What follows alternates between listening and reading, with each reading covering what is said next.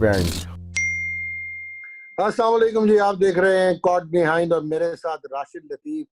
हमारी जब दोस्ती हुई तो ये तब पाकिस्तान से अभी नहीं खेले हुए थे, लेकिन ये क्रिकेटर बहुत उम्दा थे, विकेट कीपर थे। फिर पता लगा ये विसल ब्लोअर बन गए। फिर इन्होंने पीएचडी की स्पॉट फिक्सिंग, फैंसी फिक्सिंग, उसके बाद मैच फिक्सिंग। फिर ये क्लैंडस्टाइन ऑपरेशंस के बेताज बादशाह बन गए, स्पाई मास्टर बन गए, सब कुछ। और देन ये टीवी पे आ गए, एनालिसिस करना शुरू किया। फिर आहिस्ता आहिस्ता ये होस्ट बने और मुझे इंसिक्योर करना शुरू किया।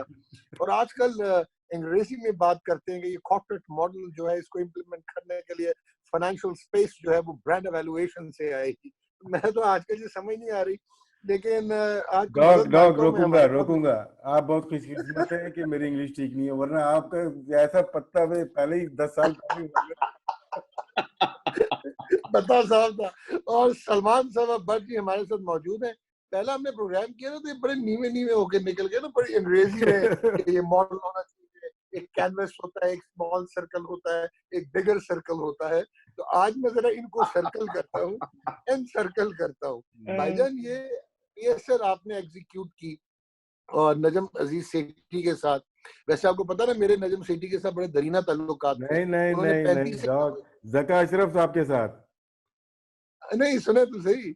नजम सेठी साहब ने 35 एक दफा मुझे स्क्रीन से बैन करवाने की कोशिश की। अच्छा, लेकिन जका अशरफ साहब के साथ आपने ये इवेल्युएट किया, इवेंचुअली ये एग्जीक्यूट हुआ और ये एक प्रोडक्ट बन गया। अब मुझे ये बताएं कि आप अलहदा क्यों हुए? आपसे कौन हुआ? आप छोड़ के क्यों चले गए? आप पहले तो ए दसो ना, फिर अगे पीएसएल पे आवांगा जनाब। वैसे पीएसएल एक ऐसा प्रोजेक्ट है जिससे बंदा बोर नहीं हो सकता, बिकॉज इससे यू यू आप सीखते हैं। मैंने तो इनफैक्ट इस पे 2011 से ऑनवर्ड्स काम किया। एक मिनट सलमान भाई, आप बिल्कुल ठीक कह रहे हैं, कोई बोर नहीं हो सकता। देखे ना, शाहजेब हसन, खालिद लतीफ, शर्जील खान, मोहम्मद नवाज, मोहम्मद इरफान, ये कोई बोर नहीं हुआ। अच्छा, मैं उस पर्सपेक्टिव से बात नहीं कर रहा। डॉक्टर हाँ जी। बदमाशी करता है डॉक्टर। हाँ जी। मगर ये प्रोडक्ट हमने इस पे काम शुरू किया था 2011 में। 11-12 में पीसीबी से फोन आया कि जी हम आईपीएल टाइप कोई चीज करना चाह रहे हैं, तो आप हमें आके कुछ बताएं। तो वी स्टार्टेड रिसर्चिंग। एक्चुअली हम 2-3 लोग हम इकट्ठे हुए, हमने कुछ रिसर्च की। हमने इंग्लिश प्रीमियर लीग का मॉडल रिसर्च किया और फिर हम एक काफी डेंस प्रेजेंटेशन इनके पास बना के लेके आए, जिसमें बेसिकली स्टडी ये थी कि ये होता क्या है, ये मॉडल ऑपरेशनली कैसे चलता है, फाइनेंशियली कैसे चलता है, और इसकी इसकी लीगल बैकबोन क्या कैसे बननी चाहिए। तो वो हमने फिर आके इनको जब आए प्रेजेंट करने, तो पता चला कि वो जो प्रेजेंटेशन वाली डेट थी वो उसमें ईएसपीएन भी आया हुआ था और ब्रॉडकास्टर्स आए हुए थे। सो वी वंडर्ड कि भाई ये हमें क्यों बुलाया है। अगर you know, पता चला कि ये बिडिंग के लिए कोई लोगों को बुलाया हुआ था। खैर, हम प्रेजेंटेशन करने आए हुए थे, हम गए, हमने प्रेजेंटेशन की और इवेंचुअली लुबे लुबाब ये है कि इवेंचुअली पीसीबी आस्क्ड अस कि भी आप आके तो हमारे साथ आप बैठें और इस प्रोडक्ट को डेवलप करें। सो वी वर कॉन्ट्रैक्टेड इन, हमें कॉन्ट्रैक्ट इन किया गया कि आके ऑपरेशनली इसको बैठें। उस वक्त पीसीबी ने फिर इवेंचुअली हम फिर बैठे उनके साथ, हमने अ, वहां पे बैठ के फिर उस प्रोडक्ट के फाइनेंशियल्स डेवलप किए, उसकी ऑपरेशनल बैकबोन डेवलप, इस पूरे प्रोडक्ट को जका अशरफ के वक्त डेवलप किया गया और इसको मार्केट भी किया गया। अगर आपको याद है कि PCB also went to the extent of, उन्होंने हारून लोरगार्ड को भी ऑन बोर्ड किया था as an external foreign consultant. जी जी जी। और हारून लोरगार्ड के साथ एक्चुअली काम करने का, मैं ऑन रिकॉर्ड आपको कह रहा हूँ, मुझे बहुत ही मजा आया। He is thorough professional. और उन्होंने जो, और मैं फिर से कहूंगा कि अगर उनको ये साउथ अफ्रीका वाला प्रोजेक्ट करने देते तो वो that would have probably been a very very good league जो उन्होंने खड़ी करने की कोशिश वहां पे की थी। बट नॉनदलेस उन्होंने हमारे साथ काम किया और इवेंचुअली हमने इस प्रोडक्ट को मार्केट भी किया। तो इसमें ब्रॉडकास्टर्स भी आए और इसमें तकरीबन 15 पोटेंशियल फ्रेंचाइजेस थे जो आए। और हमारे पास तकरीबन 80 फॉरेन प्लेयर्स का एक लिस्ट इकट्ठी हुई थी। ये ए कैटेगरी प्लेयर्स नहीं थे ज्यादातर, इसमें बी कैटेगरी फॉरेन प्लेयर्स थे जो कि आके पाकिस्तान में खेलने के लिए तैयार थे, बिकॉज ये पाकिस्तान में होनी थी उस वक्त। ऑल ऑफ अ सडन हमने एक्चुअली पीसीबी को बताया हुआ था कि ये जो ये मार्च में डिलीवर होगी और मई में इलेक्शंस आ रहे हैं 2013 के। तो दे सेड कि फाइन। और जब हम उस वक्त पहुंचे वहां पे तो PCB just pulled the plug on this project. और टू बी ऑनेस्ट अभी तक अगर आप मुझसे पूछे कि क्यों वो पुल किया तो मैं कोई मैं आप मैं बता बता दूं, दो। मैं बता दूं। ओके, आज मैं भी खुल के बताऊंगा। डॉक्टर का तो एक तो ये आपने पसंद बिल्कुल डॉक्टर का तो पसंदीदा सब्जेक्ट है ये। अच्छा। हमारी हाँ जी। हमारी भी दिमाग की लस्सी बना बना के डॉक्टर ने बना बना के सलमान भाई अब अच्छा सही आए सलमान भाई, आज।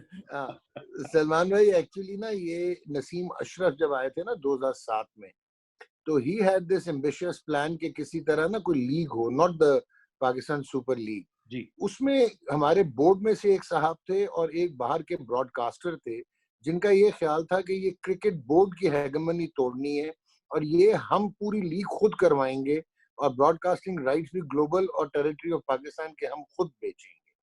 सो वो चलता रहा और वो प्रैक्टिकली इतना वायबल नहीं हुआ। फिर आप लोगों को ड्रॉ इन किया गया, ज़का अशरफ साहब आ गए और ये इसकी बिल्कुल प्रैक्टिकल एवेल्युएशन जिस वक्त हो गई, तो फिर वो जो साहब थे ना, वो जो ब्रॉडकास्टर जो आपने नाम लिया वो वाला नहीं है, वो फिर पहुंचे और उन्होंने उन्हीं साहब की स्ट्रिंग्स खींची कि नहीं भाई, ये अगर हमने ना करवाई तो ये नहीं होने देंगे, वरना हम आपको आगे राइट्स में बहुत प्रॉब्लम देंगे।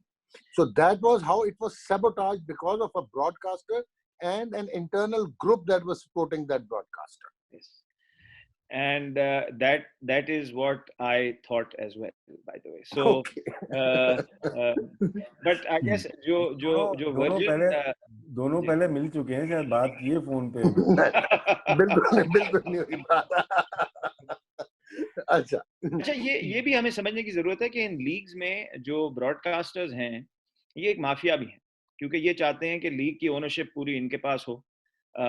और लीग को ये ले लें और खुद चलाएं और इसको खुद ही मार्केट करें और इसकी ओनरशिप सारी खुद रखें। जबकि हमने जो पीसीबी को मॉडल सजेस्ट किया था और जो अब पीएसएल जिस पे चल रहा है वो था do it yourself model. It was called एक आउटराइट सेल का मॉडल था कि यार ये बन गया है प्रोडक्ट, इसको एक किसी को बेच दें, वो चला और आप जो है वो पीछे बैठे सिर्फ ऑपरेशनल सपोर्ट दे दें। दूसरा मॉडल ये था डू इट योरसेल्फ। तो do it yourself is more viable because इसमें इवेंचुअली जो अपसाइड है वो पीसीबी को आती है और पीसीबी के पास कंट्रोल भी रहता है, ऑपरेशनल कंट्रोल भी रहता है। नहीं तो ऑपरेशनल कंट्रोल अगर लेकिन आप सॉरी सलमान भाई, लेकिन अगर सलमान भाई अगर डू इट योरसेल्फ वाला आपका फिलॉसफी थी आपकी, तो जी then why not on the model of cricket Australia जो बिग बैश होता है, ताकि आप बहुत बहुत अच्छा सारी कबाहतों से बच जाते। बहुत अच्छा सवाल है आपका डॉक्टर साहब। अगर हम नेशनल टी20 जो हमने लॉन्च किया था ना, डॉल्फिन्स और स्टैलियंस, और वो अगर उस पे सही तरह हम काम करते as as as PCB if I may say, और जो मैं कह रहा था बड़ा स्पॉन्सर आता हर रीजन के पीछे, तो हमें पीएसएल की इस वर्जन की जरूरत ना पड़ती, राइट? अगर आप देखें तो बिग बैश ने भी वही मॉडल, स्पॉन्सरशिप मॉडल को डेवलप किया है। That was the Absolutely. Sponsorship model, ठीक है ना? ये फ्रेंचाइज मॉडल था। लेकिन अगर सलमान हम भाई जी उसमें लॉस नहीं है, जैसे ऑस्ट्रेलियन क्रिकेट बोर्ड को इनिशियल 5 इयर्स में तो लॉस ही नजर आ रहा है, क्योंकि फंडिंग टोटली एसीबी की है उसमें। ओके हमारी मॉडल में राशिद लॉस नहीं था, बट जो जो अपसाइड थी वो कम थी, ये आप सही कह रहे हैं। अच्छा। इसमें इनिशियली जो अपसाइड होती है, जो पीसीबी को रेवेन्यू जनरेट करना आता है, नेट ऑफ कॉस्ट, वो कम था। मगर फ्रेंचाइज में ये होता है, जैसे फ्रेंचाइज अभी आप देख लें तो PCB should be taking back about $7 to 8 million और मोर इन द उनके खाते में आता है, जो कि जिससे वो अब पीएसएल से ही चला सकते हैं डोमेस्टिक क्रिकेट को, इफ आई में। मगर उससे यस वो मॉडल स्पॉन्सरशिप मॉडल था, मगर उसको हमने भी उस वक्त इनको कहा कि ना करें, बिकॉज उस वक्त उसमें जेस्टेशन पीरियड ज्यादा लगता है, 4 से 5 साल लगते हैं कि उसको आप अच्छा बनाएं और उससे रेवेन्यू जनरेट। सलमान भाई, 4 से 5 साल जरूर लग जाते, जेस्टेशनल पीरियड ज्यादा हो जाता, जी लेकिन जो टोटल कंट्रोल है वो पाकिस्तान क्रिकेट बोर्ड का होता है एज ए गवर्निंग अथॉरिटी। और जो आगे डिस्पैरिटीज क्रिएट हुई, जो वीकर लिंक्स क्रिएट हुए, जो डिवॉल्व करने में पावर आपके मुख्तलिफ लोग जो ओनर्स आए, उनके जो इंटरेस्ट, उनकी जो बैकग्राउंड्स, तो डोंट यू थिंक कि हम बहुत सारी कबाहतों से बच जाते, स्लो एंड स्टडी हम रेवेन्यू डेवलपमेंट की तरफ जाते हैं? देखिए जी, हाँ, I mean strengths and weaknesses तो हैं। उसमें स्ट्रेंथ ये थी कि कंट्रोल सारा पीसीबी के पास होता और ऑपरेशनली भी वो सारा कुछ चलाते। मगर पीएसएल की वजह से, जो फ्रेंचाइज की वजह से जो आपको फंडिंग मिल गई और साथ साथ आपने cost of foreign players, cost of foreign coaches वगैरह, ये सारा कुछ जो इंग्रेडिएंट्स थी, ये आपको फ्रेंचाइज मॉडल की वजह से आ गई। मगर अच्छा, ये सॉरी, आप बताएं, पहले बताएं। मगर एक इशू ये है कि इसको अभी तक फ्रेंचाइज मॉडल की तरह चलाया नहीं जा रहा। यस, क्योंकि अभी भी इसमें सेंट्रल डिसीजंस। डॉक और सलमान भाई, इस पे ये तो आपका एंड का ये हथियार है, इसको बात करेंगे। नजम सेठी साहब के जमाने में किस तरह से स्टार्ट लिया, वो जरूरी है, क्योंकि बैकग्राउंड में लोगों को नहीं पता। वो तो ओके, हीरो मैं कोई और बना हुआ है ना। मैं आपको बताता हूँ। मैं नजम सेठी साहब जब आए तो I got a call from an old colleague of very senior banker, अभी सीईओ भी हैं। उनका मुझे कॉल आया कि जी he knew Najam Sethi well, he said कि यार वो पीएसएल कराना चाह रहे हैं, वो जो आपने पीपीएल उस जमाने में हम कहते थे उसे, तो वो कराना चाह रहे हैं, तो वो आप पीएसएल सॉरी, और वो जरा आप बताइए कि अगर आप आके उनको प्रेजेंट कर सकते। सो आई केम टू लाहौर, और मैंने, नजम सेठी साहब थे और I think doctor Salman Shah थे और ये थे एक और साहब हमारे सीनियर बैंकर थे। मैंने इनको प्रेजेंट किया और इनको बताया कि जी ये प्रोडक्ट था, इस तरह से चला वगैरह वगैरह। एंड नजम सेठी साहब सेड कि जी ये हमने करना है जरूर, और he was very positive about it. तो खैर वो फिर बात कहीं आई गई हो गई, और फिर आई गेस पीसीबी के अंदर ना ये डू इट योरसेल्फ मॉडल का कभी कॉन्फिडेंस नहीं था कि जी हम इसको खुद कर सकते हैं, ये हमें कॉन्फिडेंस नहीं है, इसको बेच दें। जो कि मैं डिस्करेज कर रहा था, कंटिन्यूअसली डिस्करेज कर रहा था कि आप इसको बिल्कुल ना, जब this is after Zaka Ashraf time. तो जब इन्होंने बाहर आके इसको आउटराइट, फिर इन्होंने आउटराइट सेल करने की कोशिश की, उसके बाद आउटराइट सेल फिर करने की कोशिश की। तो then somebody had asked me to meet with the PCB। तो मैं शहरियार साहब के साथ मिला, मैंने उनको समझाया कि जी, शहरियार साहब के साथ मेरी बहुत अच्छी रिलेशनशिप है, एंड ही अंडरस्टूड। मैंने उनको समझाया कि आउटराइट सेल ना करें, आपके हाथ में से आपका सबसे ज्यादा प्राइज्ड प्रोडक्ट निकल जाएगा, you will not have control, और रेवेन्यू का अपसाइड भी आपको नहीं मिलेगा। तो आपको रेपुटेशनल रिस्क भी रन करते हैं, ऑपरेशनल रिस्क भी रन करते हैं, और कमर्शियल रिस्क भी रन करते हैं। तीनों रिस्क आप रन करेंगे अगर आप दे देंगे। आप समझ ये रहे हैं कि आप देने की वजह से ये रिस्क किसी और को दे रहे हैं, ऐसी बात नहीं है। People will not remember the buyer, people will remember the PCB. लोग पीसीबी को याद रखेंगे अगर कोई इशू आता है। तो उनको समझ में आई। देन उन्होंने फिर एक मीटिंग हमारी करवाई, मेरी करवाई विद उस जमाने में सेठी साहब थे, उनके साथ काम कर रहे थे। तो फिर मैंने उनको जाके फिर से ब्रीफ किया कि जी ये जो आप आउटराइट सेल कर रहे हैं ये आप गलत कर रहे हैं, आपको ये डू इट योरसेल्फ मॉडल चलना चाहिए, और उनको समझ आ गई फिर। एंड उसके बाद फिर उन्होंने रेप्यूकॉम, एक कंपनी है बाहर की, जो कि अब नहीं है, उस जमाने में थी, स्पोर्ट्स मार्केटिंग कंपनी, उन्होंने उनको ऑन बोर्ड किया। मैंने फिर उनकी टीम के साथ मिल के काम किया, उनको बताया कि हमने क्या डेवलप किया था। टू बी ऑनेस्ट, जो हमने डेवलप किया था उसी को ही रेप्यूकॉम ने रेटिफाई कर दिया। आई वुड से 90% वही प्रोडक्ट था, और थोड़ी बहुत उसमें उन्होंने वैल्यू एडिशन की। और फिर हमने जाके फिर नजम सेठी साहब के साथ मिल के I was contracted back in कि जी आप आके जरा इसको लॉन्च करें, और फिर हमने जाके उसको वो पूरा प्रोसेस शुरू किया लॉन्च का फिर से। इस दफा ये डिसाइड हुआ था कि हम पाकिस्तान में नहीं करेंगे, पाकिस्तान से बाहर करेंगे। तो वो प्रेशर नहीं था कि टॉप फॉरेन प्लेयर को अट्रैक्ट ना कर सकें बिकॉज ऑफ सिक्योरिटी इश्यूज। इस दफा हमारा, अच्छा जी, इसमें भी डॉक्टर साहब अगर आपको याद है, और राशिद अगर आपको पता है, कि इसमें भी ब्रॉडकास्टिंग माफिया फिर से इन्वॉल्व हो गया। इधर रुक जाएं, इधर मैंने अब क्लियर करना है। हाँ, देखें, आपके बेसिकली 3 प्रिंसिपल स्पोर्ट्स चैनल थे ब्रॉडकास्टिंग के within the territory of Pakistan जी, ठीक है। एक जो है some of the other irrelevant हो गया हुआ था for not being the part of it, right. तो पीछे रह गए थे 2। अच्छा, नाउ ये 3-4 दफा शेल्व हो चुकी थी, फिर किसी थर्ड पार्टी ब्रॉडकास्टर का सीवियरेस्ट इंटरेस्ट था कि किसी तरह ये हैंड्स ऑन पीसीबी ना करवाए और ये उनके हाथ में आ जाए। ठीक हो गया। अच्छा, हमारी एज ए पीटीवी कुछ इंटरडिपेंडेंस थी पुराने कॉन्ट्रैक्ट्स में उनके साथ, तो हमें ये समझाया गया कि ये लीग तो होगी भी नहीं, हवा में होगी और ये ऐसी बातें हैं, पाकिस्तान ये हो नहीं पाएगी, बाहर ये होगी नहीं, तो लेट्स नॉट बिड। वहां पे कार्टलिंग का एलिमेंट आया जो कि नहीं आना चाहिए। तो आपने जिस वक्त वर्ड ये यूज किया माफिया, ये हुआ, लेकिन रेट्रोस्पेक्टिवली अगर मैं देखता हूँ तो ये ब्लेसिंग ए डिसगाइज थी for the PSL product to flourish. But इसकी एक नेगेटिव कॉनोटेशन भी हुई कि जिस वक्त ब्रॉडकास्टर्स ने विड्रॉ कर लिया, हमने भी विड्रॉ कर लिया, तो ये सस्पेंड हो गया कि ये हो पाएगा या नहीं हो पाएगा। और फिर एक थर्ड पार्टी जो कि नॉन ब्रॉडकास्टर थी, उसने आके पीसीबी को कहा कि हम आपको सपोर्ट करके ये उठा लेते हैं। वो अगर हम चाहते तो वो हम उधर ही खत्म कर सकते थे कि कॉन्फ्लिक्ट ऑफ इंटरेस्ट, एक मीडिया बाइंग हाउस, एक एडवर्टाइजिंग एजेंसी कॉन्फ्लिक्ट में कैसे कर सकती है कि वो राइट्स भी उसके पास होंगे और वो अपना कमर्शियल एयर टाइम भी खुद लेगा और हमारे जो बाकी प्रॉपर्टीज हैं उनको डीवैल्यू कर देगा, क्योंकि ये जनवरी में होके और हमें तबाह बर्बाद कर देगा। सारा जो आउटपुट है वो इसमें आ जाएगी। सो उस वक्त रियलाइजेशन शुरू हुई जिस वक्त ये 2016 में आ गया प्रोडक्ट और चला कि ओहो ये ब्रॉडकास्टर्स ने गलती कर दी है।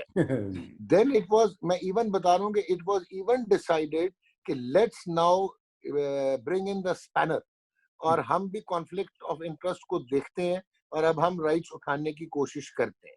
लेकिन फिर in the greater interest of Pakistan, क्योंकि जो नजम सेठी साहब थे वो तो देन प्राइम मिनिस्टर के साथ काफी क्लोज थे, तो गवर्नमेंट ने कहा ये हमारा एक प्रोडक्ट डेवलप हो रहा है तो let it get on with it. Unfortunately आज मैं आपसे कन्फेस करता हूँ, इस वजह से चाहे पीएसएल के लिए बहुत अच्छा हुआ कि 36 या 5 मिलियन डॉलर के अगले 3 साल के राइट्स भी चले गए, लेकिन हम लोगों ने एज ब्रॉडकास्टर्स अपनी स्पेस लूज की। एक तो हम कैरियर बन गए जो कि हम बहुत बड़े ब्रांड्स थे।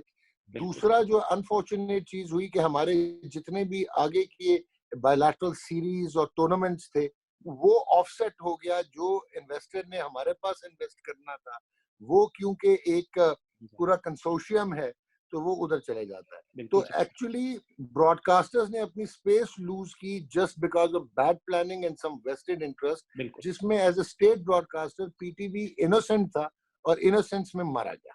जी बिल्कुल जनाब, अब आगे चलें। बिल्कुल आपने सही कहा। और इस दफा भी जब हम ब्रॉडकास्टिंग राइट्स देने गए तो वही माफिया ने इस दफा अपनी शक्ल हमें दिखा दी एंड बिड करने आए, मगर उनकी बिड इतनी लो थी कि वो एम्बैरेसिंगली लो उनके लिए भी थी और प्लस कंडीशनल थी जो कि कभी नहीं होता। जी बिल्कुल। इसका मतलब है इंटेंट फिर नहीं थी राइट्स उठाने की। और हमें ये पता चल गया था डॉक्टर साहब कि ये बिड लो ही आएगी और प्लान क्या हो रहा है पीछे, तो ये पूरा ये हमें पता चल गया था। बट हमारे जो इंटरनेशनल राइट्स थे, कैन यू बिलीव इट कि हमने इंटरनेशनल राइट्स जो है वो ट्वाइस एज मच के बेचे, जो 20% वैल्यू थी उनकी, वो ट्वाइस एज मच के बेचे जितने की बिड ये डोमेस्टिक राइट्स के लेके आए हुए थे। अच्छा, राइट। तो जी, तो उस वक्त फिर हमें उन्होंने कहा कि जी ये बिड तो आपको खुद बुरा लगना चाहिए कि आप बिड लेके आए हैं। और बट क्योंकि हमारे इंटरनेशनल राइट्स बिक गए थे तो एक कॉन्फर्मेशन आ गई थी कि हाँ ये राइट्स की इतनी वैल्यू है। उस इधर मैं जरूर डॉक्टर साहब एंड राशिद, मैं इधर जरूर I will sort of give a lot of credit to Sethi Saab because he was like a bulldog. He put his head down and he said कि यार ये मैं माफियाज के हाथ नहीं चढ़ूंगा और मैं जाके जो भी तो हम बहुत भागे, हम सब भागे, वेरियस ब्रॉडकास्टर से हमने बात की। वो अलग बात है कि एक माफिया और क्रिएट कर दिया। अच्छा, आगे चलें। जी बट मैंने क्योंकि ये दूसरी दफा मैं कर रहा था डॉक्टर साहब, तो मैंने देखा कि ये माफिया हर वक्त सामने खड़ा हो जाता है, had to be another way out.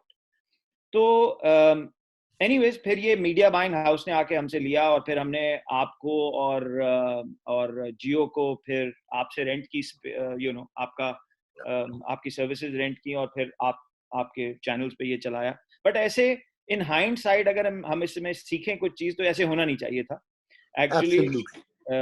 ये तो एक नेशनल टेलीविजन को जिसका स्पोर्ट्स चैनल है इसको आगे ओन करना चाहिए था, लेना चाहिए था, इसको बढ़ाना चाहिए था। Absolutely agreed.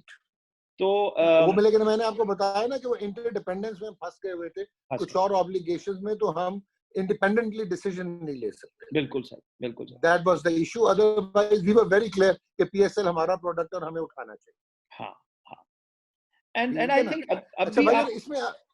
अब भी आप आ सकते हैं वंस these 3 years mature, आपको आना चाहिए वापस इसमें। यस नो, वो तो मैं अभी आपको, ये राशिद भी इधर ही है, मैं तो आपको ऑन एयर कह रहा हूँ कि we seriously mean business and we want to pick it up. हाँ, एंड मैं एक और भी बात बताऊं, and I don't want to digress, उधर कभी और बात करेंगे, बट अब अगर इस तरह की और चीजें डेवलप होती हैं प्रॉपर्टीज पाकिस्तान में, तो PTV sports should be the one putting their hands up, because इस तरह के प्रोडक्ट्स डेवलप करना और इसको मार्केट करने में टाइम जरूर लगता है, मगर इनकी वैल्यू जरूर है। मैं आपको हैंड्स डाउन बता अभी एक रिसेंट एक्सपेरिमेंट हुआ ना kabaddi world cup, very successful, आपने इंटेल्ड एक इवेंट क्रिएट कर दिया। जी जी बिल्कुल बिल्कुल। अच्छा भाईजान, मुझे एक चीज ना, ये राशिद भी हंसेगा जब मैं उस तरफ आऊंगा, जिस वक्त आप पेटेंट राइट्स रखते हैं, आप राइट ओनर पीसीबी था इसका, पीएसएल का, फ्रेंचाइजीज ठीक है कि स्टेक होल्डर्स थे, लेकिन जब आपने इसको आगे सब लाइसेंस किया, जब बिड किए ये राइट्स, तो इसके डूज एंड डोंट्स होते हैं। जब आपने ये आईटीडब्ल्यू को दे दिया और आप ये भूल गए कि यार इसके डोंट्स क्या हैं, उन्होंने आगे जो बेटिंग हाउसेस को डिजिटल स्ट्रीमिंग राइट्स दे दिए, और जो कि अब एक नेगेटिव कॉनोटेशन बन गई कि एक तरफ आप जीरो टॉलरेंस प्रीच करते हैं, एक बैंड चीज है with in the territory of Pakistan, और आपने अनफॉर्चुनेटली जो है वो ये सोचा ही नहीं, और वो आगे उन्होंने सबलेट कर दिए बिकॉज वो कॉन्ट्रेक्चुअली उनको ईज आउट किया हुआ था आपने। तो ये बहुत बड़ा ब्लंडर। जी, ये एक ऐसी चीज है जो कि सलमान भाई, मैं दोनों साइड से कहूंगा कि अगर आईटीडब्ल्यू ने ये किया है तो उनको भी सोचना चाहिए था कि ये पाकिस्तान का प्रोडक्ट है, इसको करने से पहले यू नीड टू, आप वापस आए पीसीबी से बात करें कि जी हम ये इस जगह जा रहे हैं, ये आपके लिए ठीक है, इज इट एक्सेप्टेबल और नॉट। मगर उन्होंने एक चीज जाके कर दी, और कॉन्ट्रैक्ट में अगर वो नहीं कवर्ड थी, ऑब्वियसली मैं नहीं था उस वक्त, बट ये चीज ये बहुत बड़ा ये एक ब्लंडर है हमारे प्रोडक्ट को, जहाँ पे हम वो दूसरे एक्सट्रावेगेंसेस भी नहीं अलाउ करते जो कि इंडिया अलाउ कर लेता है। यहाँ पे इनको they should have come back to us, I absolutely agree, but इसमें हमें भी सीखना चाहिए कि हमने क्या चीजें जो हैं अपने कॉन्ट्रैक्ट में टाइटन अप करनी है, जिसकी वजह से। बट एक और चीज है डॉक्टर साहब, वो चीज ये है कि ब्रॉडकास्टिंग जो है ना, इसका विजन क्या है, आप क्या चाहते हैं इस प्रोडक्ट के साथ, where do you see PSL as a product, और फिर उसके साथ आप अपनी ब्रॉडकास्टिंग की स्ट्रेटजी को जोड़ें ना, आप क्या चाहते हैं कि पीएसएल आगे जाके क्या बने। मेरी नजर में it's a sports and tourism, ठीक है ना, एब्सोल्युटली। अब आप विंबलडन को देख लें, ठीक है, आप इस तरह के जितने भी इंटरनेशनल प्रोडक्ट्स हैं, ब्रिटिश ओपन स्क्वाश को देख लें, इवन दो छोटी प्रोडक्ट है, ये क्या करते हैं, ये दुनिया भर से लोगों को अट्रैक्ट करते हैं कि जी आप पिनिकल ऑफ दिस प्रोडक्ट, यहाँ पे आपको आके सबसे बेहतर क्वालिटी ऑफ प्ले मिलेगा। तो पीएसएल में हमारी क्या स्ट्रेटजी है, क्या हम इसको एक लोकल T20 की तरह ही चलाना चाहते हैं, या हमारी कोई एक क्या हमारी कोई इंटरनेशनल स्ट्रेटजी है इसमें। और मेरी नजर में अच्छा सलमान भाई अब राशिद आपसे पूछेगा, लेकिन मुझे आप बताएं कि बजाय कि हम इसको बिल्ड करते, मुझे तो ऐसे लगा कि जो PSL 5 था हमने रिग्रेस किया और बहुत सारे हवाले से डीजेनरेट किया, चाहे क्वालिटी ऑफ प्रोडक्शन थी और चाहे इसकी एंटेल्ड प्रोग्रामिंग थी, और दूसरा ये इन्होंने बिल्कुल 3 महीने का एक इवेंट बना के रख दिया है, बजाय कि पूरे साल की इन्वेंटरी हो और इसके इर्द गिर्द बहुत सारी एक्टिविटी हो ताकि ये एक्सपैंड हो और इसकी ब्रांड वैल्यू बढ़े। ये फ्रेंचाइजीज जो है वो नवंबर दिसंबर में आके उनको होश आती है कि एक हम जिंगल बना लेते हैं, एक टाइटल सॉन्ग बना लेते हैं, 4 प्रोमो बना लेते हैं। तो आई थिंक इसको भी हम बिल्कुल T20 की तरह ही चला रहे हैं, और हमने इसको एज अपना सोशल इंटरनेशनल इंट्रोडक्शन नहीं देखा। जी बिल्कुल। और चलूं डॉक, इसमें मैं भी ऐड कर सकता चलूं थोड़ा सा कि जिस तरह से कहा कि 3 महीने की प्रोडक्ट बिल्कुल ठीक है, लेकिन इसको हमें एक कंपनी की तरह, एक कोई फ्रेंचाइज है उसको पूरी कंपनी की तरह चलाएं थ्रू आउट द ईयर। जिस तरह अब दूसरी फ्रेंचाइज को भी हम फॉलो करते हैं, देखते हैं, वो पूरा साल कुछ ना कुछ बिजी रहते हैं, टैलेंट हंट अपना चल रहा होता है या दूसरे शोबे में काम कर रहे होते हैं, लेकिन पूरा साल काम कर रहे होते हैं। आपकी बात, वो सलमान भाई की बात ठीक है, हम आके रुक गए हैं। पीएसएल बहुत अच्छा प्रोडक्ट है, इस साल भी अच्छा हुआ है क्योंकि पाकिस्तान में हुआ है रेवेन्यू के लिहाज से अगर देखे जाए, लेकिन क्या हम इसको अब तक इंटरनेशनल स्टैंडर्ड की लीग बना सके, वहां पे क्वेश्चन मार्क आ रहा है। इतना नहीं आ रहा लेकिन आ रहा है, क्योंकि बहुत बड़े प्लेयर्स को हमें अट्रैक्ट करना पड़ेगा। जो सलमान भाई ने बात की, बैडमिंटन की बात की या दूसरे गेम्स की बात की कि इंटरनेशनल प्रोडक्ट क्यों बनी है, कि सबसे टॉप ऑफ द रेंज जो प्लेयर होते हैं वो वहाँ पार्टिसिपेट कर रहे हैं। अगर हमारे यहाँ वार्नर भी खेलता है, मैक्सवेल भी खेलता है, या वेस्ट इंडीज बड़े प्लेयर खेलते हैं, तो सब आगे खेलेंगे, ठीक है, एक्सपेंडिचर्स बढ़ेंगे, लेकिन आपकी लीग रिकग्नाइज हो जाएगी कि ये दुनिया की टॉप 2 लीग में से एक है। जी सलमान भाई। बिल्कुल बिल्कुल सही कह रहे हैं राशिद। ये और इसमें आपको काफी चीजें टाई इन करनी है ना, वही मैं बात कर रहा था, इंग्रेडिएंट क्या है। अगर आपने इसको वर्ल्ड क्लास लीग बनानी है तो आपने ये देखना है कि आपने वो इसको देख आप कहाँ कहाँ दिखाना चाहते हैं। आप दुनिया का जो क्रिकेट फैनेटिक है ना उसको आप ये दिखाना चाहते हैं, जी उसकी तरफ इसकी तरफ आप उसकी आईबॉल लेके आना चाहते हैं। आपकी ऑडियंस अपनी तो है ही, मगर ये होनी बहुत जरूरी है। फॉरेन प्लेयर क्यों लेके आते हैं आप? फॉरेन प्लेयर इसलिए नहीं लेके आते, ये तो आप फॉरेन प्लेयर के बगैर भी एक T20 टूर्नामेंट इधर कर दें, नेशनल होता था तो स्टेडियम तो आपका भर जाएगा। मगर इसको इंटरनेशनल टूर्नामेंट आपने इसलिए फॉरेन प्लेयर की वजह से बनाते हैं ना। टॉप क्वालिटी फॉरेन प्लेयर आना बड़ा बहुत जरूरी है। टॉप क्वालिटी फॉरेन प्लेयर आएगा तो दुनिया देखेगी। अब दुनिया में अगर आपने दिखाना है तो दुनिया का टॉप ब्रॉडकास्टर जो है वो इसको दिखाना चाहिए। आपकी स्ट्रेटजी में ये होना चाहिए कि इंग्लैंड में टॉप चैनल जो है जो क्रिकेट दिखाता है, ऑस्ट्रेलिया में दिखाता है, साउथ अफ्रीका में सुपर स्पोर्ट दिखाता है, इंडिया में दिखाता है, ये सारे टॉप चैनल्स आपके आपके प्रोडक्ट को उठाएं मिडल ईस्ट में।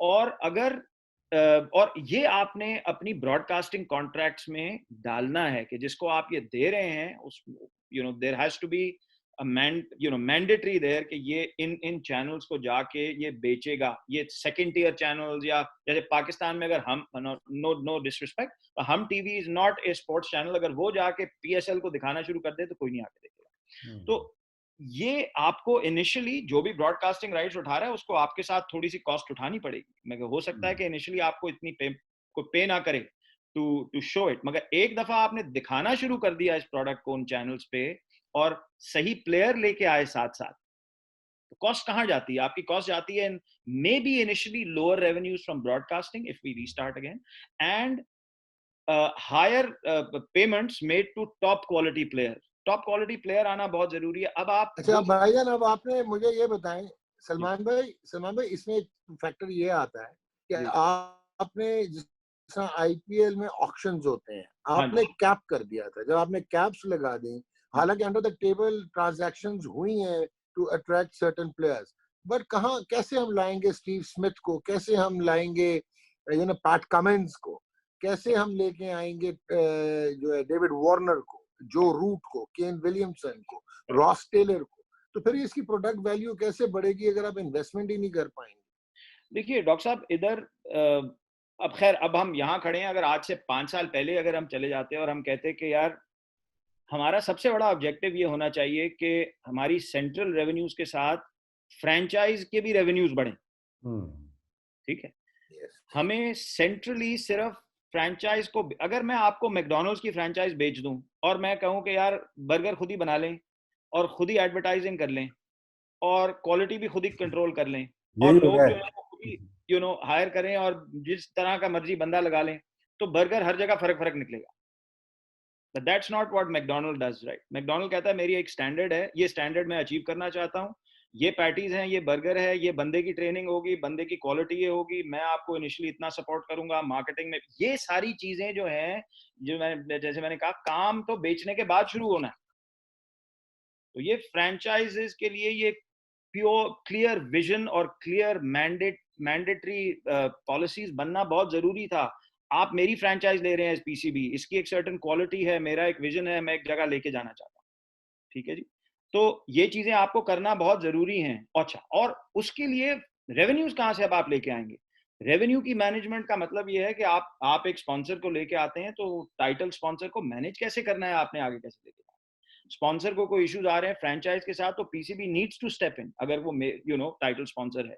अच्छा, फ्रेंचाइजिंग कैसे होती है, आप किस तरह से अपने so let me give an example. Manchester, मैं क्यों फ्रेंचाइजिंग बार बार कहता हूं, बिकॉज ये फ्रेंचाइज मॉडल है, इसको यूरोपियन प्रीमियर लीग से, ये फर्स्ट वर्ल्ड मॉडल है स्पोर्ट्स का।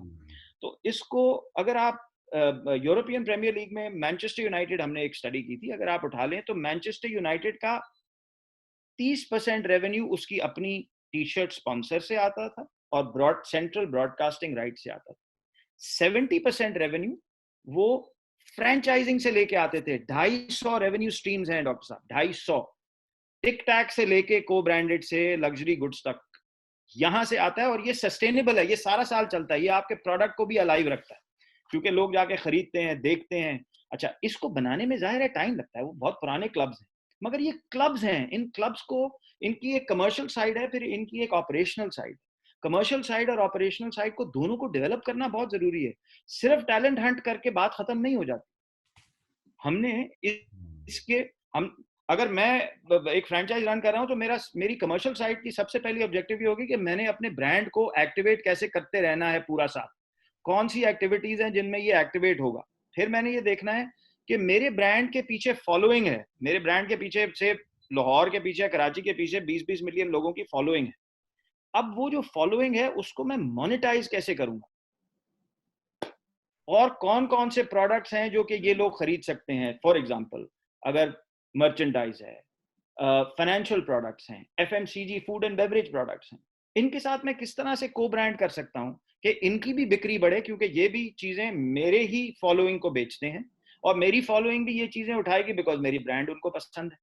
तो ये जब चीजें आप इन प्लेस लेके आते हैं, तो इसके पीछे पूरी पूरी मार्केटिंग स्ट्रेटजीज चलती हैं, पूरी पूरी सेल्स स्ट्रेटजी, तो इस तरह से आपका ब्रांड अलाइव रखता है।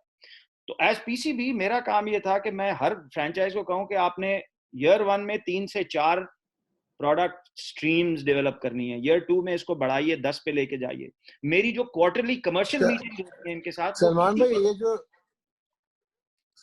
जी ये जो आप बात कर रहे हैं ना, ये आप जो बात कर रहे हैं, ये आप बड़ी पढ़ी लिखी और सुलझी हुई बात कर रहे हैं।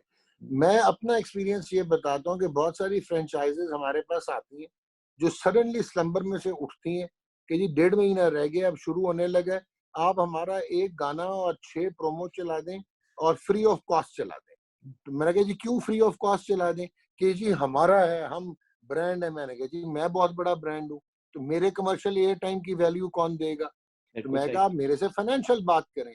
अब फाइनेंशियल बात क्या होगी कि वो अपना कोई प्रोडक्ट बनाएंगे और फिर हम उसको उस पर बात करेंगे जो आप कह रहे हैं। वो तो अभी तक उस चक्कर में है कि उधर से फोन करवा के ये 4 तराने चला दो एंड जी, that's about yes it. Yes. तो इसमें अभी अगर आप फ्रेंचाइज को कहें कि यार आप एक कमर्शियल टीम बनाएं जिसमें चले 3 लोग ही रख लें, बट एक बंदे की कॉस्ट में भी 5 लाख रुपए होगी पर मंथ, आपको ये 3 लोगों की कॉस्ट में भी 2 मिलियन 2.5 मिलियन रुपए पड़ेगी। मैंने ये देखा है कि फ्रेंचाइज वो कॉस्ट उठाने के लिए तैयार नहीं है, मगर $2.5 मिलियन की फ्रेंचाइज फी देने के लिए तैयार। या ठीक।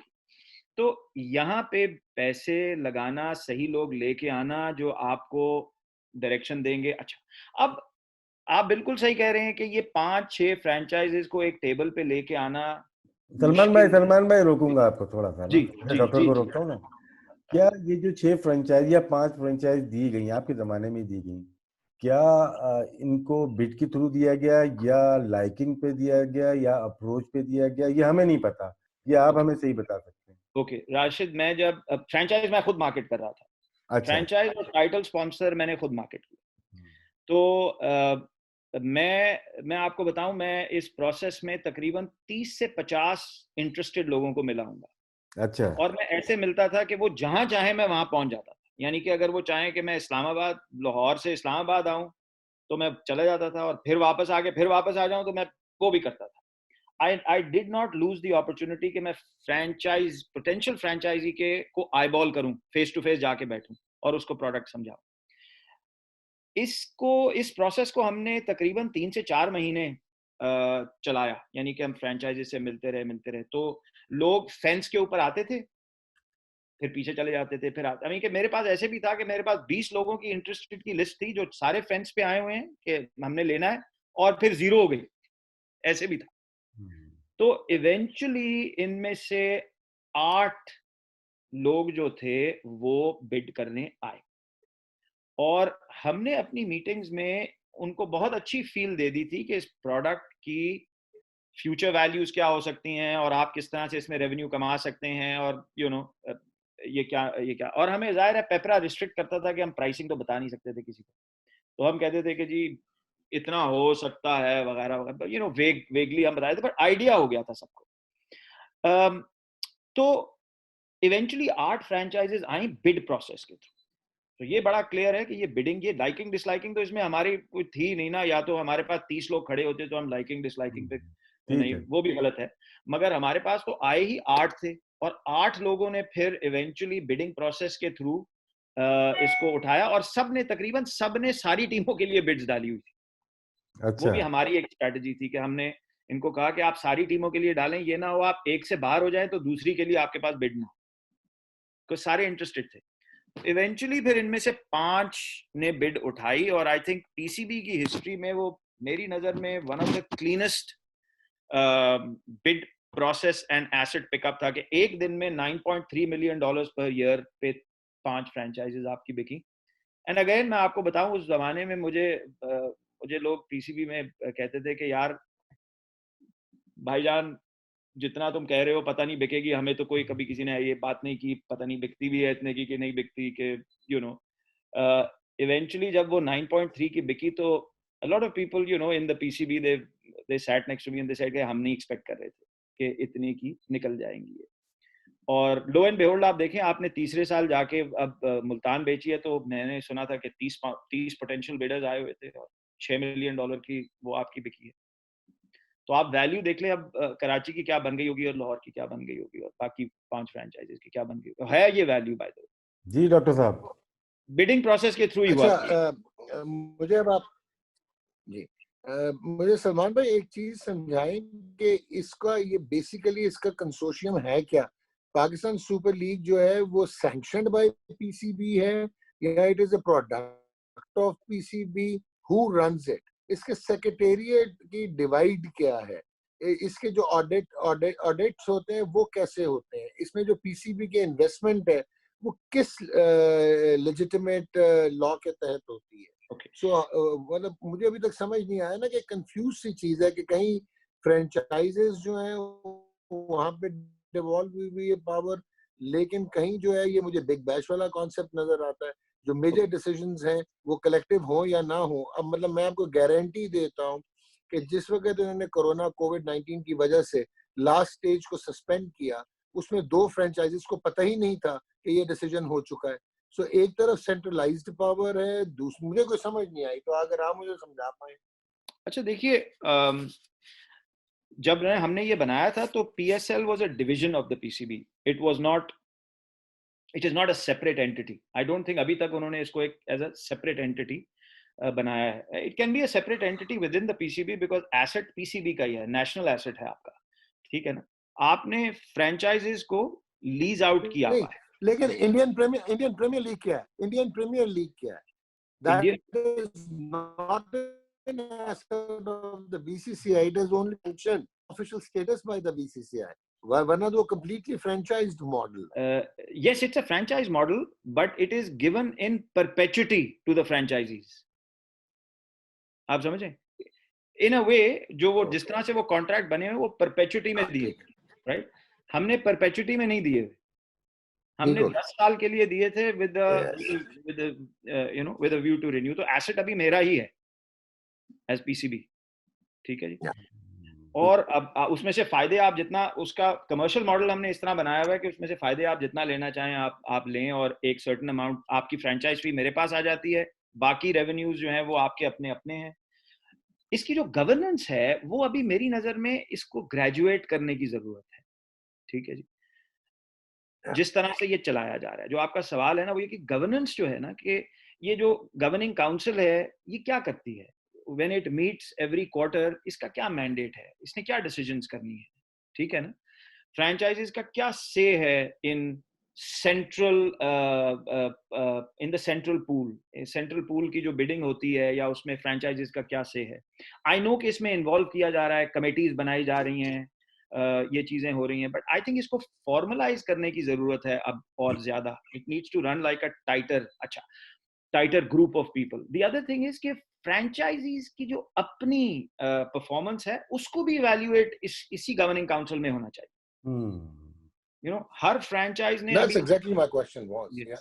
yes, so वो इवैल्यूएट होना चाहिए। वो अभी तक ऑटोनॉमी उनके पास है कि वो खुद चलाएं उसको, वो हमने अग्रीमेंट्स में जाहिर है फ्रेंचाइज उनके, मगर उसकी परफॉर्मेंस कैसी है। आप छोड़ क्यों गए थे? डॉग आपने पूरी जमीन बांधी, आप छोड़ क्यों गए? ये आखिरी सवाल हाँ जी। बनेगा ना।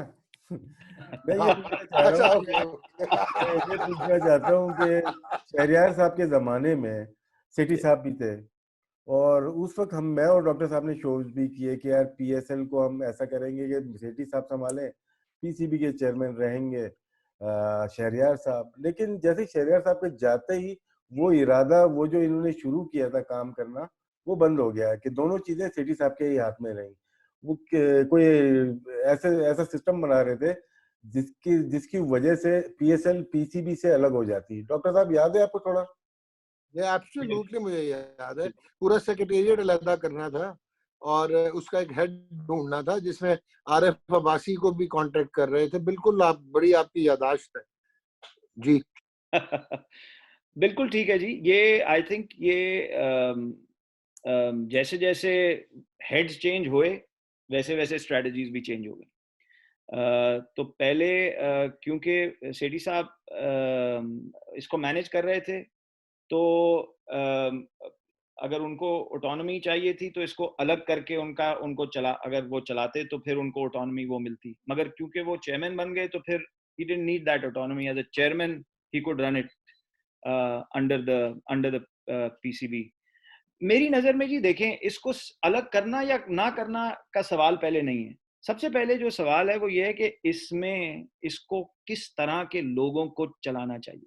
Number one, what is the quality of people to run this, ठीक है ना। Quality of HR, exactly, quality of HR क्या चाहिए। वो एचआर जो है वो विजन बनाए इसका आके, और उसके बाद वो विजन को आप इम्प्लीमेंट करना शुरू करें, और फिर आहिस्ता आहिस्ता आप स्ट्रक्चर को सीधा करें। आपने अगर स्ट्रक्चर तोड़ दिया या अलग कर दिया और लोग नहीं लेके आए तो फिर ये वहां पे भी खत्म हो जाए, यानी कि इसकी मैनेजमेंट को इतनी अच्छी नहीं होगी। You have to actually get the right. Salman भाई मुझे एक चीज समझाएं कि क्या अभी भी आपने कहा कि जो सेंट्रल पावर है वो पीएसएल के पास है, अपना पीसीबी के पास है, और हमने सिर्फ ये आगे ऑटोनॉमी दी हुई है इंडिविजुअल फ्रेंचाइजेस को, 10 साल में ये रिन्यू हो सकता है। तो क्या अभी हम पॉलिसी नहीं फ्रेंचाइजेस को दे सकते कि यार 1 साल की इन्वेंट्री कैलेंडर लेके आओ, उस इन्वेंटरी में हमें एक्टिविटी अपनी बताओ, उसकी प्रैक्टिकेबिलिटी बताओ, उसका रेवेन्यू मॉडल बताओ कि तुम लोग कैसे ब्रांड करोगे, कैसे इंटेल करोगे, कैसे एंटरटेनमेंट इसमें लेके आओगे, कैसे मर्चेंडाइज होगा, क्रिकेट हाउसेस बनेंगे, कैसे तुम अपनी रीजनल कम्युनिकेबिलिटी बढ़ाओगे, लोगों को कैसे तुम इन्वॉल्व करोगे, चाहे मेंबरशिप पे कर रहे हो चाहे क्लब हाउसेस चला के कर रहे हो।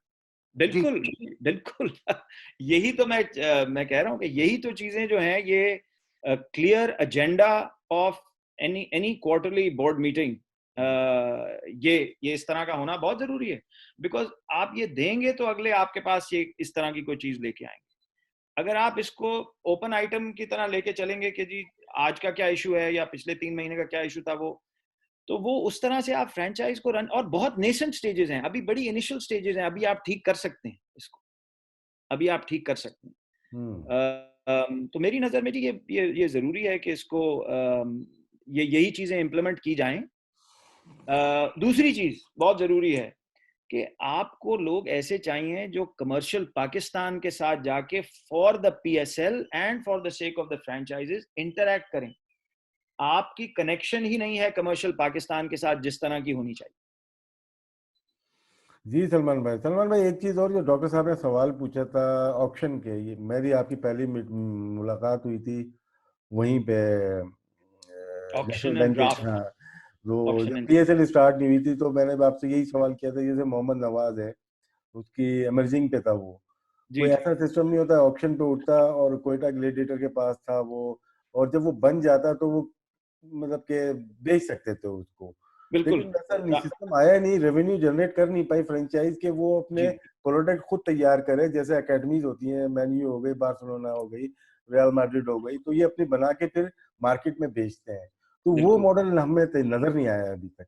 वो नहीं नजर आया। और वो इसीलिए देखिए ऑक्शन को हमने पहले ड्राफ्ट क्यों किया, क्योंकि हमें पता था कि इनिशियली फ्रेंचाइजीज को रेवेन्यू लेके आने में और हमें भी सेंटर में रेवेन्यू लेके आने में टाइम लगेगा, इसको जेस्टेशन पीरियड होती है ना। 3 साल बाद आप देखें कि हबीब बैंक अब $5.5 मिलियन दे रहा है और ब्रॉडकास्टिंग के राइट्स भी बढ़ गए, बट 3 साल के लिए तो जी सेंट्रल जी। पूल इतना बड़ा नहीं था। हम्म। अम, तो ये हमने ड्राफ्ट इसलिए रखा कि फ्रेंचाइज का एक्सपेंस कम हो। अच्छा अच्छा। 3 साल में अगर हम इस पे काम करते तो फ्रेंचाइजीज के साथ मिलके उनका रेवेन्यू, दूसरे रेवेन्यूज को भी बढ़ाने की कोशिश करते, कि आज आपको फ्रेंचाइज आके ये ना कह रही होती कि प्लेयर की जो सैलरीज हैं वो जो हमारी पिछली चल रही थी उससे कम करें, ऑपोजिट डायरेक्शन में जाना चाहिए था, हम दूसरी बात करें। लेकिन इसमें जैसे आईपीएल का है उसमें भी कैप है, ऑप्शन अगर है जी वो जी, भी कैप लगाएं, कैप कैप लगा दें उसके ऊपर, लेकिन सुना है कि आईपीएल भी पाकिस्तान वाले या एनएफएल वाले मॉडल पे जाना चाह रही है क्योंकि बहुत ज्यादा खर्चा हो रहा है। ओके। वैसे तो अगर आप देखें कि अब अब फुटबॉल में भी लोग कह रहे हैं कि जी जितना पेमेंट प्लेयर्स को होती है वो एक्स्ट्रावेगेंट है, एक्सेट्रा एक्सेट्रा, ये बातें तो हो रही हैं, बट क्रिकेट की जो पेमेंट है वो अभी एज कंपेयर टू मे जी। बी, I mean football is the one of the biggest games, right? Cricket की 2.6 बिलियन लोगों की फॉलोइंग है, सेकंड लार्जेस्ट, राइट? मगर क्रिकेटर को जो पेमेंट मिलती है और एक फुटबॉलर को मिलती है वो जमीन आसमान का फर्क है। तो अभी स्पेस मेरी नजर में है। अभी तो आपको फ्रेंचाइज को कमर्शियली वायबल बनाने में मदद करनी है जी। ये जो सारा इसका सारा मसला जो है ना वो ये है कि फ्रेंचाइज को कमर्शियली वायबल कैसे बनाया जाए, उसको ज्यादा उसके रेवेन्यू स्ट्रीम्स को कैसे खोला जाए, उसके साथ काम कैसे किया जाए कि उसके रेवेन्यू स्ट्रीम्स बने, ब्रॉडकास्टिंग राइट्स को कैसे ज्यादा वायबल बनाया जाए, राइट? अच्छा। और टाइटल टाइटल सेंट्रल स्पॉन्सरशिप्स के जो राइट्स हैं उनको कैसे वायबल बनाया जाए। तो ये सवाल उठते हैं, और उसके लिए प्रोडक्ट क्या है? प्रोडक्ट अगर आपका इंटरनेशनल, अगर आपका विजन है कि PSL is going to be the banner for sports banner for Pakistan globally, तो फिर आपको ये तीनों चीजों पे काम करने की जरूरत है। बिकॉज आप फिर ये नहीं कर सकते कि ग्लोबली ये मेरा प्रोडक्ट है बट मेरा प्लेयर जो आ रहा है, ऑल रिस्पेक्ट टू एवरीवन, वो प्लेयर है जो अब रिटायर होने वाला है, जी। International player. सलमान भाई, मेरा आखिरी सवाल है उसके बाद डॉक्टर साहब के हवाले, कि क्या जी जो विजन आपका था, सेठी साहब का था, और 5 पीएसएल होने के बाद क्या आप सेटिस्फाई हैं? देखिए जी, किन चीज़ों पे मैं खुश हूँ? मैं इन चीज़ों पे खुश हूँ कि फ्रेंचाइजेज ने अपने आप सस्टेन किया, उनको कुछ वैल्यू मिलनी शुरू हुई। कुछ जिन चीज़ों पे मैं एटलीस्ट हम दूसरे तीसरे साल में यहाँ नहीं बैठे हुए थे कि फ्रेंचाइज कहें भाई थैंक यू, मैं ये नहीं करना चाह रहा। Franchises have carried on. आपकी सेंट्रल जो वैल्यूज हैं स्पॉन्सरशिप की और ब्रॉडकास्टिंग की, वो ऊपर गई हैं। ये मैं इन चीज़ों पे खुश हूँ। पाकिस्तान आ गया, मैं इन चीज़ों पे खुश हूँ। मैं जिन चीज़ों पे देखता हूँ कि बहुत बड़ा गैप है वो है फ्रेंचाइजिंग पे, और वो दूसरी चीज़ ये है कि क्वालिटी ऑफ प्लेयर हमारा ऊपर जाना चाहिए, क्वालिटी ऑफ फॉरेन प्लेयर हमारा ऊपर जाना चाहिए, हमारे पे चेक्स बढ़ने चाहिए, रेवेन्यू स्ट्रीम्स हमारी बढ़नी चाहिए, और इस प्रोडक्ट को 3 महीने के लिए खुलना और बंद होना नहीं चाहिए। इस प्रोडक्ट को पूरा साल फ्रेंचाइजेज अपने एरियाज में चलाएं, उनके स्पॉन्सर्स उनको सपोर्ट करें, और सेंटर से भी एक स्ट्रेटजी हो कि मेरा अगर एचबीएल स्पॉन्सर है तो एचबीएल को मैं पूरा साल एक्टिवेट कैसे करता हूँ थ्रू माय एक्टिविटीज। या ये इंटरनेशनली मैंने अच्छा किस तरह एक्टिवेट करना है, ये चीजें अभी नहीं हो रही। इन पे मैं खुश, इन पे बहुत एरिया ऑफ डेवलपमेंट। अच्छा सलमान भाई, ये जो अभी आपने हाईलाइट कर दिया, before we wind it up, जी रॉजर फेडरर ने एक स्टेटमेंट दी अभी रिसेंटली। उसने कहा कि मुझे कोविड-19 की सीरियसनेस का कोई अंदाजा नहीं था, बट कहते हैं when I got to know कि Wimbledon has been cancelled, so I said oh there is something serious. Correct. So ये एक ब्रांड वैल्यू है। अब अगर आप मेंटालिटी की बात करें और अगर आप एटीट्यूड्स की बात करें, अभी एक आपको लेटेस्ट ब्रेकिंग न्यूज देता हूं कि Shane Watson had decided to retire as an active player and उसको उनकी फ्रेंचाइज के ओनर ने रिक्वेस्ट किया है कि आप next year as a player खेलें, जबकि वो विजिबल नजर आपको आ रहा है कि यार Shane Watson may well have been a great name, but Vivian Richards can't play in the PSL यार, ठीक है ना, he can be a mentor. So अगर ये एटीट्यूड्स ही चेंज नहीं होंगे तो हम ये कैसे अमालगमेट्स बनाएंगे? अच्छा, फिर एक और आपको बात बताता हूँ कि एक फ्रेंचाइज मेरे से बड़ी सारी बातें कर रहे थे क्लब हाउसेस के बारे में, मेंबरशिप्स के बारे में, इवन ये म्यूजियम मेमोरेबिलिया और मर्चेंडाइज। इवेंचुअली उन्होंने कहा जी हमारे कोच से आपकी नहीं बनती तो हम आपकी एक्सपर्टीज को हायर नहीं कर सकते। तो अब आप इन एटीट्यूड्स और इस माइंडसेट के साथ आई डोंट थिंक सो कि आप पीएसएल को बड़ा बना सकते हैं। So PCB has to step in independently, उनका प्रोडक्ट है ये।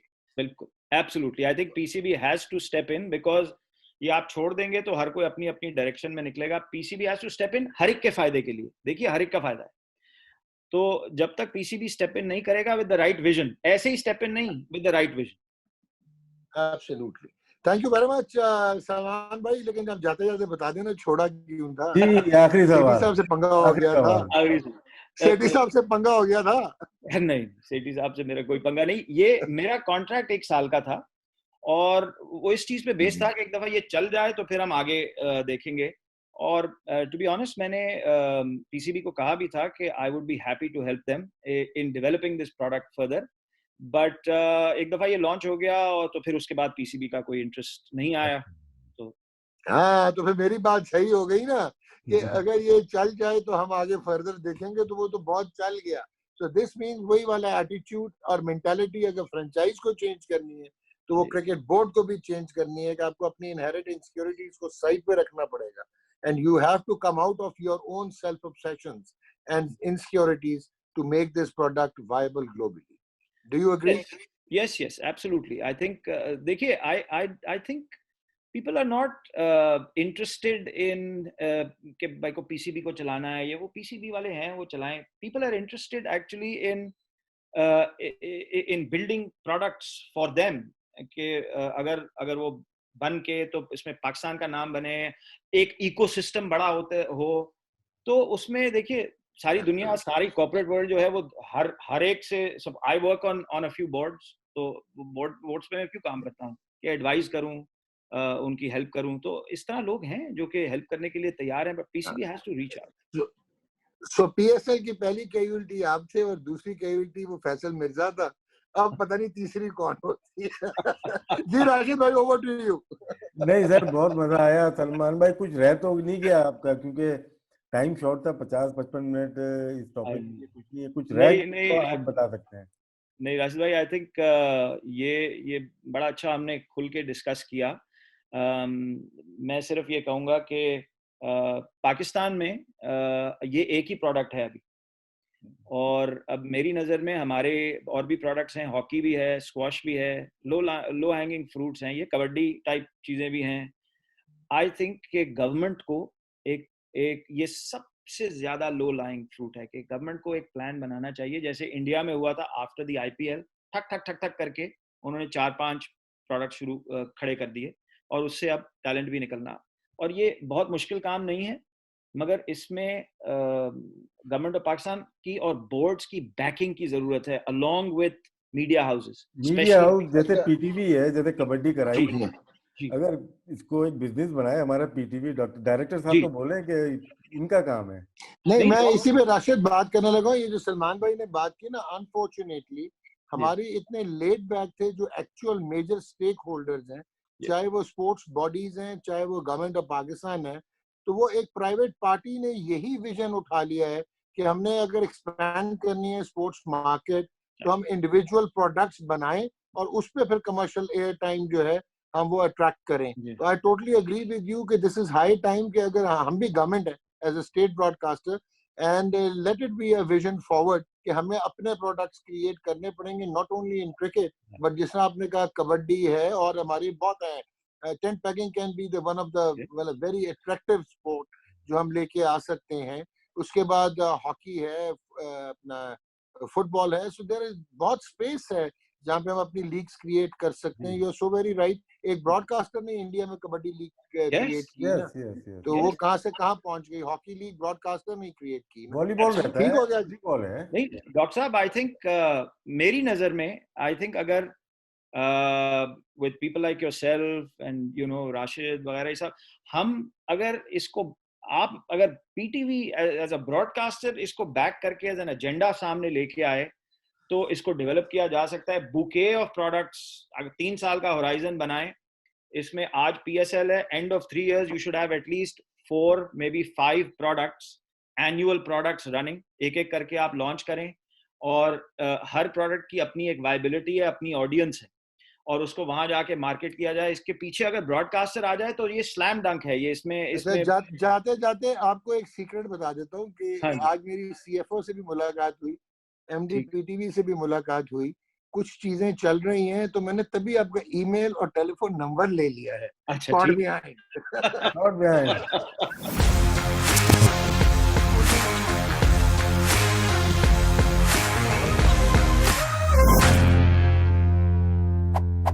Got behind.